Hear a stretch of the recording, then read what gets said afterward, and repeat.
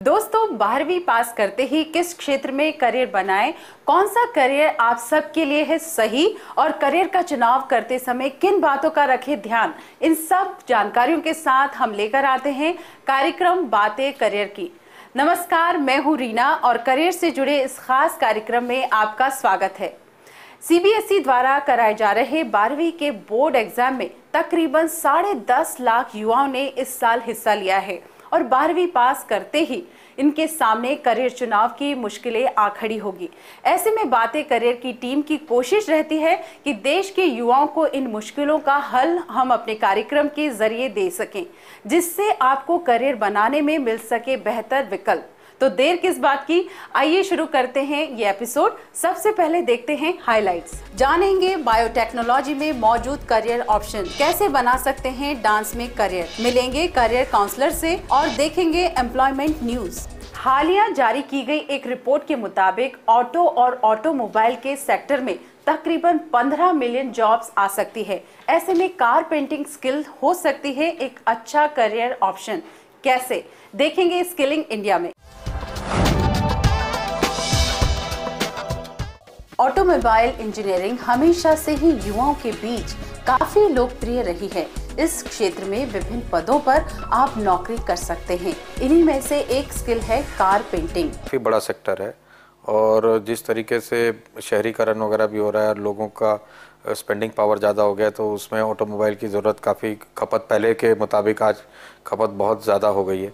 तो उसमें हर सेक्टर में उनके, चाहे मैन्युफैक्चरिंग में हो, चाहे उसके सेलिंग में हो, चाहे उसके आफ्टर सेल सर्विस में हो, हर चीज़ में मैन पावर की ज़रूरत पड़ेगी और उसमें स्किलिंग की ज़रूरत पड़ेगी। तो फ्यूचर तो बहुत अच्छा है ऑटोमोबाइल सेक्टर में अभी। भारतीय ऑटोमोबाइल इंडस्ट्री विश्व का 7वां सबसे बड़ा उत्पादक है। 2020 तक 6 लाख से अधिक वाहनों की सालाना बिक्री होगी। देश में हर साल लगभग 17.5 लाख वाहनों का उत्पादन किया जाता है। कार पेंटिंग में अभी जैसे some of the parts are plastic के पार्ट्स हैं, कुछ मेटल के पार्ट्स हैं, ओके। तो उसको पेंट कैसे किया जाता है, ठीक है। प्लांट में सभी लोग एक्सपर्ट होते हैं, okay, they have the process and everything. Field में क्या होता है, the new generation skills, okay, उनको सारी ट्रेनिंग्स दी जाती है इस पर कि क्या प्रोसेस है, कैसे पेंट करना है आपको। एंड इस प्रोग्राम्स में क्या है, एक अलग सा मॉड्यूल है जिसको हम डिज़ाइनिंग कहते हैं। तो डिज़ाइनिंग में लाइक आप जैसे टैटू डिज़ाइन करते हैं, सिमिलरली आपको कार पे कुछ डिज़ाइनिंग करनी है, सो वो भी किया जा सकता है with the help of skill, ठीक है। तो वो सारा कुछ एडिशनल है इसमें। इस क्षेत्र में आप बड़ी बड़ी ऑटोमोबाइल कंपनीज की वर्कशॉप में नौकरी पा सकते हैं। इस स्किल के लिए कोई भी मिनिमम एलिजिबिलिटी नहीं है, आप अपनी इच्छा अनुसार इसको कर सकते हैं। NSDC द्वारा शुरू किए गए कार पेंटिंग को आप ऑटोमोटिव स्किल डेवलपमेंट काउंसिल के जरिए कर सकते हैं। आप चाहें तो ITI से भी सर्टिफिकेट कोर्स कर सकते हैं। ITI कोर्सेज हैं, जैसे पूसा ITI है, या बहुत सारे ITIs हैं जिनमें अभी कार पेंटिंग के बारे में मॉड्यूल्स ऐड किया गया है। कार पेंटिंग में लाइक सबसे पहले तो उनको पेंटिंग का प्रोसेस बताया जाता है कि कोई मेटल बॉडी है, उसमें क्या क्या पेंटिंग लेयर्स लगाया जाता है, कितने क्या सिस्टम्स होता है, बेसिकली टूल्स एंड इक्विपमेंट्स क्या होता है, कैसे अप्लाई करते हैं, ड्राई कैसे करते हैं। तो पूरा जो पेंटिंग प्रोसेस है पूरा समझाया जाता है। कार पेंटिंग का ये स्किल वर्ल्ड स्किल में भी मौजूद है। आप इसका कोर्स पूरा करने के बाद इसमें भी भाग ले सकते हैं, बशर्ते आपकी उम्र 21 साल से अधिक ना हो। स्टेट और नेशनल लेवल पर compete करके आपको इंटरनेशनल तक पहुंचने का मौका मिल सकता है। इस बार के वर्ल्ड स्किल में भी देश भर से युवाओं ने हिस्सा लिया है। फाइनल कंपटीशन का विजेता साओ पालो में देश का प्रतिनिधित्व करेगा। बेसिकली आप देखेंगे तो जितनी भी OEMs है, लाइक मारुति है, होंडा है, या कोई भी कंपनी है, तो इनके आफ्टर सेल्स जो भी सर्विस सेंटर्स होते हैं वहाँ पे कार रिपेयर किया जाता है। तो ये ऑलरेडी वहाँ पे एम्प्लॉयड है, वहाँ पे लोग काम करते हैं, ओके। और वहाँ से इनको सेलेक्ट किया गया है कि आप इन स्किल कंपटीशन में पार्टिसिपेट करेंगे and based on the evaluations उनको फिर फाइनली साओ पाउलो जो है फाइनल वर्ल्ड स्किल कॉन्टेस्ट होना है, उसमें भेजा जाना है। इस कंपटीशन में पार्टिसिपेट करने के लिए at least they need to be within the 21 year that is the age criteria. सबसे बड़ी खपत जो मैन पावर की, जो ट्रेनिंग स्किल्स की ज़रूरत पड़ेगी, वो आफ्टर सेल्स सर्विसेज में, मतलब उसके कोई ख़राब होता है उसको बनाने में, तो पहले क्या था, एक दो राजदूत हुआ या कोई हुआ तो वो ब्रांड्स एक दो होते थे तो उसके लोग जानते थे, जानकारी रखते थे कि उसको कैसे बनाया जाता है। अब 10-20 ब्रांड आ गई हैं तो सबकी बनावट अलग है, उसका स्ट्रक्चर अलग है, उसकी टेक्नोलॉजी अलग है, तो उसमें ट्रेनिंग देके उसको बनाने का, कैसे बनाएंगे नहीं बनाएंगे, उसके लिए आदमियों को ट्रेन करना पड़ेगा। ऑटोमोबाइल में करियर बनाने के इच्छुक युवा कार पेंटिंग को अपनाकर अच्छी शुरुआत कर सकते हैं। ये स्किल NSDC के विभिन्न ट्रेनिंग इंस्टीट्यूट पर उपलब्ध है। जानेंगे और भी करियर ऑप्शंस के बारे में, लेकिन इससे पहले लेते हैं एक छोटा सा ब्रेक।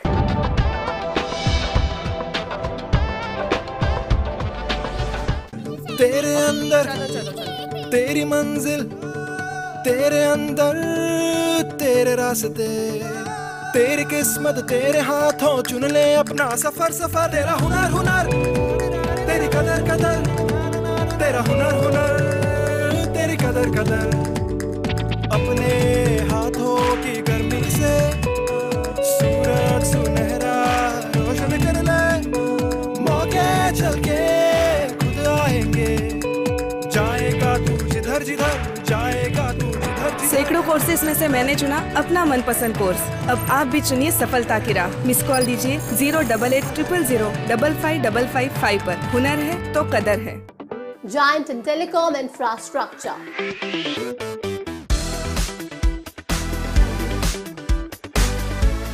Customer trustworthy services.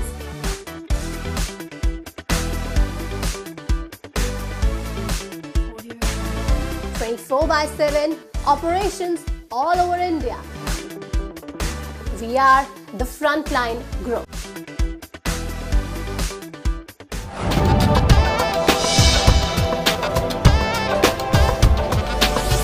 इस बार करियर मंत्रा में हम आपको बताएंगे बायोटेक्नोलॉजी के क्षेत्र में उपलब्ध मौजूद करियर ऑप्शंस के बारे में, और साथ ही आप जान पाएंगे इसमें मौजूद स्कोप और इंडस्ट्री ग्रोथ के बारे में। तो आइए देखते हैं ये सेगमेंट और विस्तार से जानते हैं बायोटेक्नोलॉजी से जुड़े करियर के बारे में।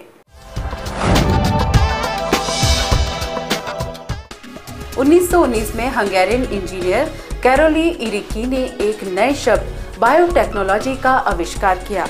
इस तकनीक के सहारे मानव कई क्षेत्रों में आविष्कार करने में कामयाब हुआ। एग्रीकल्चर, फूड प्रोडक्शन, मेडिसिन के क्षेत्र में इसका खासा महत्व है। बायोटेक्नोलॉजी सिंपल शब्दों में कि भी ऐसी साइंस जो कोई भी प्रोडक्ट डेवलप करनी है जिसके माध्यम से उसमें लिविंग चीज़ का कोई भाग प्रयोग हो और उसको यूज़ करने के लिए, डेवलप करने के लिए प्रोडक्ट को कोई भी साइंस का प्रयोग हो, चाहे वो एग्रीकल्चर साइंस है, फार्मेसी है, फूड है, और जहाँ बेसिक साइंसेस हैं। बायोटेक का अर्थ ये है कि किस प्रकार हम बायोलॉजिकल मटेरियल को, जहाँ बायोलॉजिकल प्रोसेसेस को यूज़ करते हैं कोई प्रोडक्ट डेवलप करने के लिए, जिसमें जो रॉ मटेरियल है वो पौधा, पूरा पौधा भी हो सकता है, पूरा छोटा जानवर भी हो सकता है, उसकी टिश्यू हो सकती है, उसका सेल हो सकता है। बायोटेक और बायोटेक्नोलॉजी और बायोलॉजी, एनवायरमेंटल साइंसेस कोर है हिमालयाज़ की सस्टेनेबिलिटी के लिए। बट हमारा उद्देश्य हिमालयन सस्टेनेबिलिटी का जो है, हम उसको अब एक्सपेंड कर रहे हैं। As an example, garbage disposal बहुत बड़ा इशू है, उसमें भी बायोटेक आता है कि आप कैसे माइक्रोब्स को लेके गार्बेज डिस्पोजल कर सकें, आप कैसे स्ट्रक्चर्स बना सकें कि अगर अर्थक्वेक आए तो लोगों की जानें ना जाए, आप कैसे इकोनॉमिक सस्टेनेबिलिटी मॉडल्स बना सके। बायोटेक्नोलॉजी एक तरह का बायोलॉजी और टेक्नोलॉजी का मेल है। इस क्षेत्र में बायोलॉजी के उपयोग से नई नई ऑर्गेनिक चीजों में आविष्कार किए जाते हैं, जो कि बायोलॉजी का इसमें खासा महत्व है। इसीलिए इसकी पढ़ाई करने के लिए ये आवश्यक है कि आपने 12वीं बायोलॉजी से पास कर रखी हो। बायोटेक इसलिए चूज़ किया बिकॉज +1 + 2 में मेरे पास biotechnology as a mainstream subject था और मैं इसी में ही अपना करियर फोकस करना चाहता था। मेरे को जॉब में इतना इंटरेस्ट नहीं है जितना मुझे रिसर्च में है। राइट नाउ मैं अभी अपना इंजीनियरिंग एंड मास्टर्स दोनों परस्यू कर रहा हूँ। मैनेजमेंट इन बायोटेक का जो रोल है, बायोटेक में आज तक रिसर्च एंड डेवलपमेंट के बारे में ही लोग सोचते आए हैं, लेकिन किसी भी ऑर्गेनाइजेशन को ग्रो करने के लिए, सक्सेसफुल होने के लिए सिर्फ रिसर्च नहीं चाहिए। रिसर्च एक बड़ा पार्ट है, लेकिन कोई भी ऑर्गेनाइजेशन सक्सेसफुल तभी होती है अगर उसकी मैनेजमेंट अच्छी हो। तो रिसर्च के अलावा उसका फाइनेंस कैसे होगा, मार्केटिंग कैसे होगी, ऑपरेशंस कैसे चलेंगे, उसकी ह्यूमन रिसोर्सेज को कैसे संभालना है, ये सब जो चाहिए ये एक मैनेजमेंट ग्रेजुएट ही अच्छे से कर पाएगा। इस क्षेत्र में मौजूदा स्कोप की अगर बात करें तो ये कहना गलत नहीं होगा कि भारत में बायोटेक्नोलॉजी का क्षेत्र खासा बढ़ोतरी पर है। मेक इन इंडिया की रिपोर्ट के मुताबिक भारत की biotechnology industry Asia Pacific region में तीसरे नंबर पर है। हेपेटाइटिस बी की वैक्सीन में नंबर 1 निर्माता है। 2025 तक ये इंडस्ट्री 100 बिलियन US$ की हो सकती है। 2012 से 2017 के बीच में तकरीबन 3.7 बिलियन US$ खर्च किए जाने हैं। बायोटेक एक्सपेंड हो रहा है बहुत ज़्यादा, और जैसा प्रधानमंत्री का भी विजन है कि हमें बायोटेक को प्रमोट करना चाहिए, तो उस केस में हमें हमारे जो स्टूडेंट्स होंगे they will be very much helpful in both in the case of research for innovating new products as well as for supply for marketing the new products। बच्चों के लिए इनोवेशन से स्कोप बहुत ज़्यादा खुलता है। एज ए कंज्यूमर अगर आप काम करते रहें आप सिर्फ मार्केटिंग में जा सकते हैं, बट अगर आप एज ए इनोवेटर जाते हैं तो जितनी भी R&D लैब्स हैं यहाँ पर, चाहे वो रेनबेक्सी की हो, चाहे वो डाबर की हो, चाहे वो बायोकॉन की हो, वो लोग उनको अप्रिशिएट करते हैं कि स्टूडेंट्स के अंदर इनोवेशन है, वो कुछ करना चाहते हैं। क्योंकि कोई भी कंपनी सिर्फ जो उसके पास प्रोडक्ट्स बनते हैं उन पे आधारित नहीं होती, वो कंपनी ये भी चाहती है कि वो उसमें कुछ एडिशंस करें, और एडिशन इनोवेशन से ही आएगा, एडिशन जस्ट कंज्यूम करने से नहीं आएगा। बायोटेक्नोलॉजी के बहुत सारे स्कोप्स हैं। अगर आप फूड से लेके देखा जाए, आपकी मेडिसिन्स होगी, कैंसर बायोलॉजी से लेके आपकी प्लांट से लेके एग्रीकल्चर में हर जगह बायोटेक्नोलॉजी है। आप कैंसर में देखें HPV में जो वह ह्यूमन पेपिलोमा वायरस है, और वुमेंस में सबसे सेकंड नंबर पे कैंसर है, उसके ऊपर रिसर्च हो रही है, नैनो पार्टिकल्स के ऊपर रिसर्च हो रही है। एंड नो डाउट इंडिया जो कंट्री है जहाँ पॉवर्टी लाइन इतनी है, जहाँ पे लोग अफोर्ड नहीं कर सकते हैं इतनी हाई क्वालिटी ड्रग्स और इतना ट्रीटमेंट, तो नो डाउट बायोटेक की वजह से हम यहाँ पे उनको बहुत सारी ऐसी फैसिलिटीज़ प्रोवाइड कर सकते हैं in case of treatment, medicine, diagnosis के उसमें भी। बायोटेक्नोलॉजी की पढ़ाई करने के इच्छुक छात्र छात्राएं बीटेक, एमटेक तक के कोर्स इसमें कर सकते हैं। कोर्स के दौरान आपको बायोटेक्नोलॉजी में प्रयोग होने वाली विभिन्न तकनीकों के बारे में पढ़ाया जाता है। इस कोर्स का ट्रेनिंग ही बहुत महत्वपूर्ण हिस्सा है। बीटेक करने के बाद आप किसी भी कंपनी में नौकरी पा सकते हैं। एक्सपेंशन होगी, अपॉर्चुनिटीज बहुत आएंगी और आ भी रही हैं। यहाँ आप जब मैंने इसको टेक्नोलॉजी के रूप में बताया कि बीटेक, एमटेक, PhD भी इसमें कर सकते हैं, तो ऑब्वियसली जब ड्रग बेस्ड इंडस्ट्रीज होंगी, फूड बेस्ड इंडस्ट्रीज होंगी, या एनवायरमेंटल बेस्ड इंडस्ट्रीज होंगी, या instrumentation is also very important.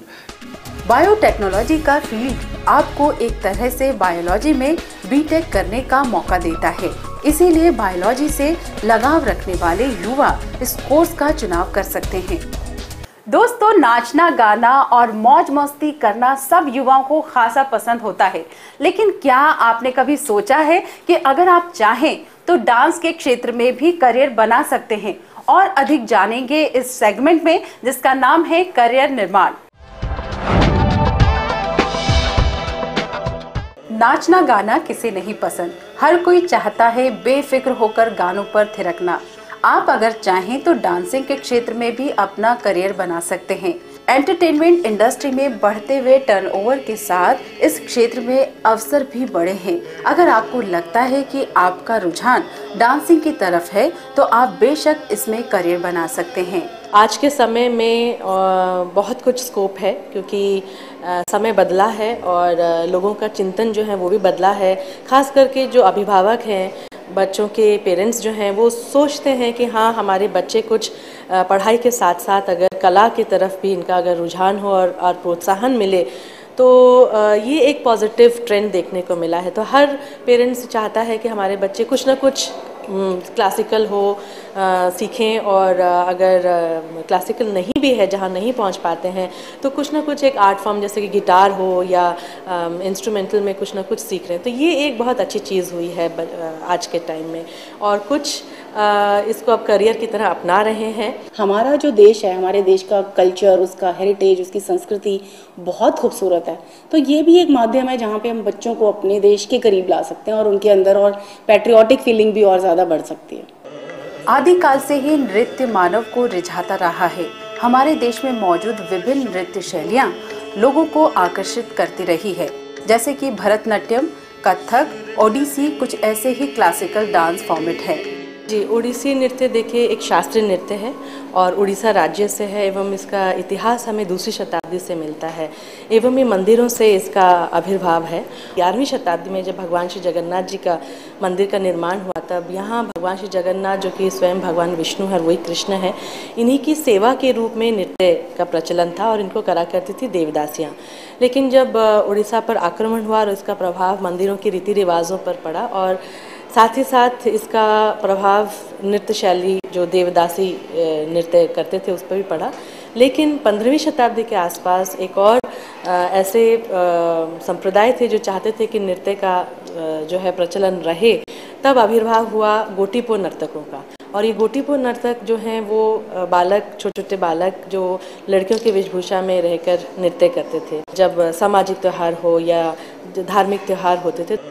Classical dance के अलावा भी बहुत सारे डांस फॉर्म जैसे हिप हॉप, कंटेम्प्रेरी, बॉलीवुड भी आजकल आकर्षण का केंद्र बने हुए हैं। आप चाहें तो इसे एक हॉबी की तरह भी अपना सकते हैं।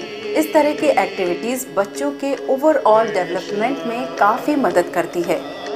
3 इम्पॉर्टेंट एरियाज एक बच्चे की डेवलपमेंट में आते हैं। एक एकेडमिक्स तो बड़ा इम्पॉर्टेंट एरिया है ही, उसके अलावा टैलेंट और स्पोर्ट्स। और टैलेंट जो होता है, मुझे लगता है कि पढ़ाई लिखाई करके तो बच्चे ठीक है, उनकी एकेडमिक नॉलेज बढ़ती है या फर्दर वो एग्ज़ाम्स देते हैं और रिजल्ट आता है, बट टैलेंट एक बच्चे को स्टार बनाता है। तो जो परफॉर्मिंग आर्ट्स हैं या विजुअल आर्ट है, उसकी इम्पॉर्टेंस एक स्कूल की ओवरऑल बच्चे की अगर डेवलपमेंट की हम बात करें, उसमें वो बहुत बहुत ज़्यादा अहम है। ट्रेंड बिल्कुल चेंज हो चुका है, वो पहले वाला नहीं है। या तो एंटरप्रेन्योर्स बनते हैं, अपनी खुद का कुछ स्टार्ट करते हैं, या आप इतने डिफरेंट ये वैरिड स्किल्स को जो डेवलप करके बच्चे अलग अलग फील्ड्स में जा रहे हैं। आप आर्ट की बात करें, फाइनेंस की बात करें, कॉमर्शियल आर्ट हम सिखाते हैं इधर। सो कॉमर्शियल आर्टिस्ट है, 12th के बाद में इमीडिएटली वो जॉब के लिए क्वालिफाइड है।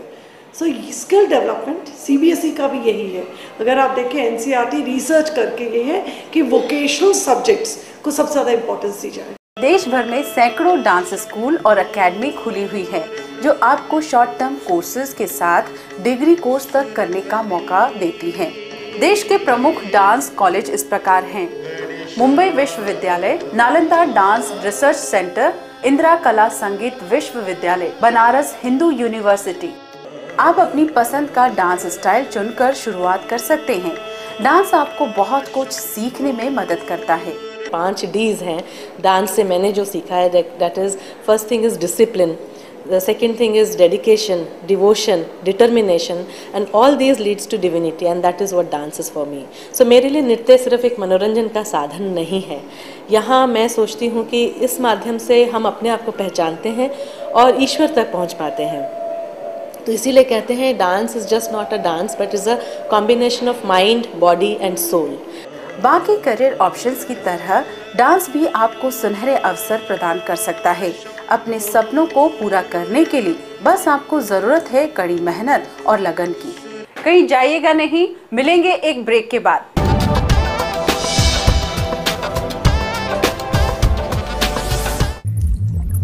एक मिस्ड कॉल में क्या रखा है? एक मिस्ड कॉल देने से क्या बदल सकता है?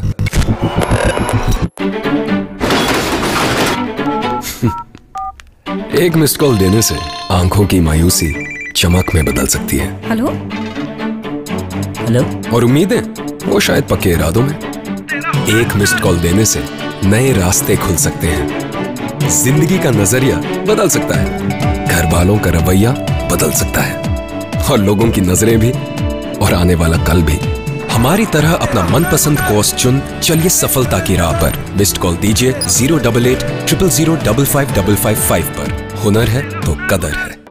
Giant in telecom infrastructure.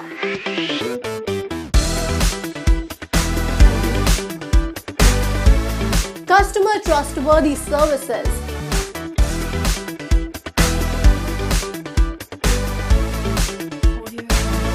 (24/7) operations all over India.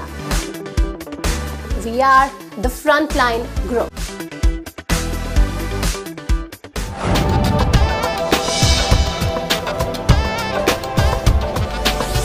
इस बात में कोई शक नहीं है कि कंप्यूटर के क्षेत्र में आप अनेक प्रोफाइल पर अपना करियर बना सकते हैं।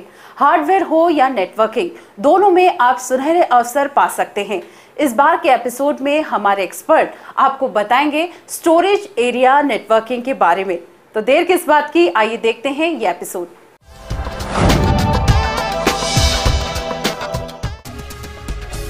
कंप्यूटर के क्षेत्र में हमेशा ही रोजगार के अवसर युवाओं को प्राप्त होते रहे हैं। चाहे हार्डवेयर हो या नेटवर्किंग, दोनों ही क्षेत्र में अनेक जॉब रोल्स युवाओं के लिए मौजूद हैं। इन्हीं ऑप्शंस के बीच एक करियर है सैन यानी स्टोरेज एरिया नेटवर्किंग, जिसके बारे में और अधिक बताएंगे हमारे करियर काउंसलर।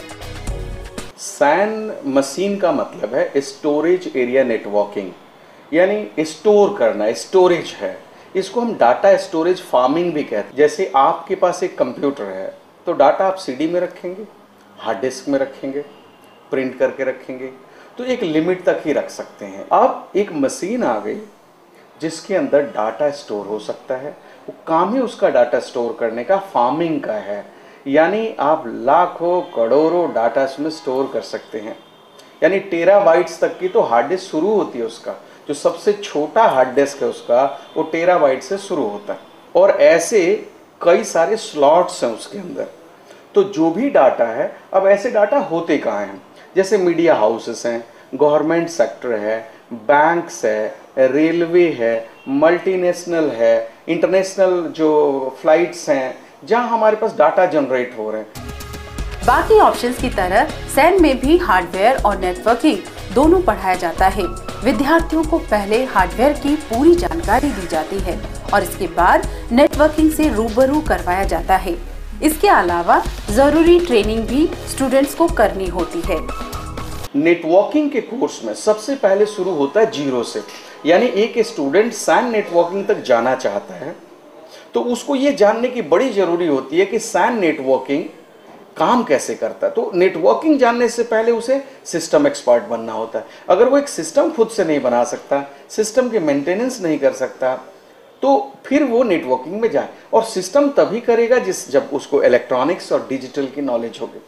तो पहले उसे बेसिक चीज़ें इलेक्ट्रॉनिक्स सिखाई जाती है कि रेजिस्टेंस क्या है, कैपेसिटर क्या है। तो वही इलेक्ट्रॉनिक्स के वो 14 पार्ट सीखता है, फिर गेट्स फ्लिप फ्लॉप सीखता है, फिर वो सिस्टम के बारे में सीखता है, सिस्टम में पूरी मास्टरी करता है। जब उसकी सिस्टम में मास्टरी हो जाती है तब वो चलता है नेटवर्क के ऊपर। फिर वो नेटवर्क के बारे में काम सीखना शुरू करता है कि नेटवर्किंग है क्या। तब वो आता है वाइड एरिया नेटवर्किंग पे। जब ये सारे नेटवर्किंग सीख लेता है तब उसे समझ आता है कि डाटा को कैसे मैनेज करें। कंप्यूटर के हर क्षेत्र में खासा स्कोप युवाओं के लिए मौजूद है। ऐसे में ये कहना कहीं गलत नहीं होगा कि स्टोरेज एरिया नेटवर्किंग की पढ़ाई कर रहे युवाओं को अच्छी नौकरी मिलेगी। यूँ तो इस कोर्स की पढ़ाई आप देश भर में मौजूद किसी भी इंस्टीट्यूट से कर सकते हैं। बस आपको कॉलेज चुनते वक्त ये ध्यान रखने की जरूरत है कि कॉलेज में सैन मशीन पर प्रैक्टिकल करवाया जाता हो। मशीन के ऊपर प्रैक्टिकल करना, यानी वो मशीन देखे। प्रैक्टिकल जब तक उसे नहीं आएगा कोई भी कैंडिडेट उस चीज को सीख नहीं सकता है। तो उस मशीन को देखे, क्योंकि real online hands on practical जब तक नहीं करेगा उस मशीन पे, इंडस्ट्री में जाके उसके लिए एक हुआ सा बन जाएगा, उसको डर लगेगा, उसका कॉन्फिडेंस लेवल डाउन हो जाएगा। और एक बार कॉन्फिडेंस लेवल डाउन हुआ तो दुनिया का कोई इंटरव्यू वो क्रैक नहीं कर सकता, क्योंकि इंटरव्यू को क्रैक करना बड़ा जरूरी है और वो तभी आएगा जब लेटेस्ट टेक्नोलॉजी की नॉलेज होगी। तो आज नेटवर्किंग में, कंप्यूटर के फील्ड में, आईटी के फील्ड में सैन नेटवर्किंग बहुत टॉप लेवल पे है। और आज इसके एडमिनिस्ट्रेटर, इसके लोग बहुत कम मिलते हैं। तो आज अगर आपने बीटेक किया है या आपने कोई कोर्स किया है, डिप्लोमा किया है, या आप सिंपल ग्रेजुएट हैं, सिंपल 10+2 हैं, चाहे आपने आर्ट से किया, कॉमर्स से किया, आज जितनी भी कंपनियां हैं वो ये कहती हैं कि आपके अंदर वो लेटेस्ट टेक्नोलॉजी की एबिलिटी होनी चाहिए। चिप लेवल क्लाउड कंप्यूटिंग की तरह सैन भी उभरता हुआ करियर ऑप्शन है। अगर आप कंप्यूटर के क्षेत्र में करियर बनाने के इच्छुक हैं तो सैन का कोर्स कर सकते हैं। कार्यक्रम में अब वक्त हो चला है रोजगार समाचारों का। हर हफ्ते हम आपके लिए लेकर आते हैं देश भर में उपलब्ध रिक्तियां। यहां आवेदन करके आप पा सकते हैं बेहतरीन नौकरियां। आइए देखते हैं इस एम्प्लॉयमेंट न्यूज। संघ लोक सेवा आयोग असिस्टेंट डायरेक्टर के पद के लिए आवेदन स्वीकार करता है। इस पद के लिए आपको संबंधित विषय में बीटेक या बीई होना अनिवार्य है। अधिक जानकारी या ऑनलाइन अप्लाई करने के लिए 28 मई 2015 से पहले अप्लाई करें। Uttarakhand high court personal assistant के पद के लिए आवेदन स्वीकार करता है। अगर आपके पास किसी भी विषय में बैचलर्स की डिग्री है तो तुरंत अप्लाई करें। इस रिक्ति के लिए अंतिम तिथि 28 मई 2015 है। अधिक जानकारी के लिए वेबसाइट पर जाएं। बिहार स्थित कृषि निदेशालय विभिन्न पदों के लिए आवेदन स्वीकार करता है। कृषि समन्वय की रिक्ति के लिए आपको संबंधित विषय में स्नातक होना आवश्यक है। अधिक जानकारी या ऑनलाइन आवेदन करने के लिए दी गई वेबसाइट पर 28 मई 2015 से पहले जाएं। समुद्री उत्पाद निर्यात विकास प्राधिकरण विभिन्न पदों के लिए आवेदन स्वीकार करता है। जूनियर स्टेनोग्राफर और जूनियर क्लर्क के लिए 31 मई 2015 से पहले दी गई वेबसाइट पर जाकर आवेदन करें। उत्तर प्रदेश लोक सेवा आयोग असिस्टेंट प्रोसिक्यूशन ऑफिसर के लिए आवेदन स्वीकार करता है। अगर आपके पास लॉ में बैचलर्स डिग्री है तो तुरंत अप्लाई करें। इस रिक्ति के लिए अंतिम तिथि 29 मई 2015 है। अधिक जानकारी या ऑनलाइन अप्लाई करने के लिए दी गई वेबसाइट पर जाएं। दोस्तों, आपके ईमेल्स का हमें बेसब्री से रहता है इंतजार। आप हमें ईमेल्स जरूर करें, इससे हमें अपने कार्यक्रम को और बेहतर बनाने में मदद मिलती है। हमारा ईमेल आईडी है bckddnews@gmail.com। आप हमें हमारे फेसबुक पेज पर भी फॉलो कर सकते हैं। एपिसोड को दोबारा देखने के लिए आप हमारे यूट्यूब पेज पर भी जाकर सब्सक्राइब कर सकते हैं। आज के कार्यक्रम में बस इतना ही। अगले हफ्ते फिर मुलाकात होगी करियर के किसी और नए ऑप्शंस के साथ। तब तक के लिए नमस्कार। इस कार्यक्रम के प्रायोजक थे हुनर है तो कदर है। We are the Frontline Group.